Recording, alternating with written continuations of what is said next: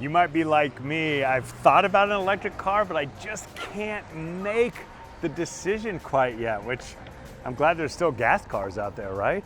But did you know, I saw a statistic that only less than 8% of us are buying electric vehicles. Last year, I thought it was more, but it's not. So we do rely on petroleum, and that's why we're talking to our next guest, who is the president of AFPM, and that's the American Fuel and Petrochemical Manufacturers, an incredible organization making a difference. Well, let's find out more. There is Chet. Welcome back to the show, and tell us about AFPM. Well, AFPM is a group. We represent the U.S. refining industry, where our folks basically produce the gasoline and diesel and jet fuel that keeps everyone moving every day and getting you where you need to be. Impressive indeed. I don't know this statistic, but how many refineries do we have in the U.S.? Well, I can tell you how we engage in that is, our refineries, we have 121 refineries. We have a couple 100,000 women and men that are, busting their backsides, working hard every day, 7 days a week to produce all the fuel that we as a country need to keep moving. And importantly, since some of the world crises, we've also been making sure to keep our allies supplied. So really proud of everything our industry does. We're frankly, I believe, a national treasure for what our facilities do and how important they are to our economy and the local communities in which they operate. Absolutely. And Chet, I don't know the answer to this question, but given all the energy that we produce here, are we energy secure? Well, certainly we have enough production to supply all of our needs.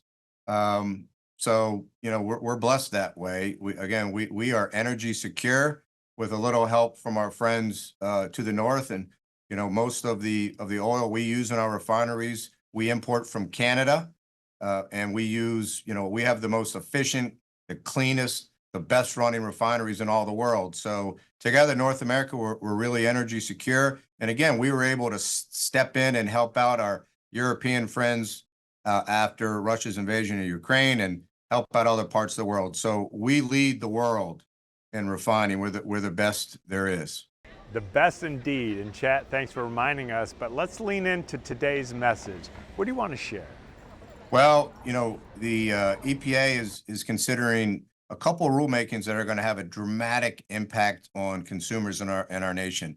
The first, they're considering right now whether to give the green light to California to flat out ban all new gas and diesel power cars, culminating with a 100% ban in 2035. At the same time, they're doing that, they are, putting the final touches on a national rulemaking that would effectively do the same thing nationally. So under the rules that are being considered right now, in 2032, 70% of all new cars will have to be electric.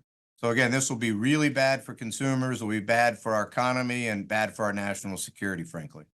And Chet, with that said, what's the call to action as we wrap? Well, the call to action is to be heard. And now's the time. These rulemakings are not done.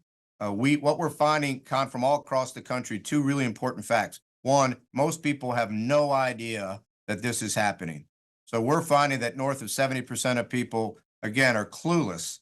And that's by design. This administration is not out there touting these bans any more than they touted the ban on, the incandescent light bulb, because they know they're not popular. Okay. So number one, people don't know about it. Number two, when people do find out about it, they're not happy. And we're seeing this all across the country, particularly bellwether states. So this will be an issue in these upcoming elections. So what we think people need to do is reach out to their members of Congress, reach out to the governors, and importantly, reach out to the White House. You can learn more by going to don'tbanourcars.com. It'll give you information, how to connect, how to have your voices be heard.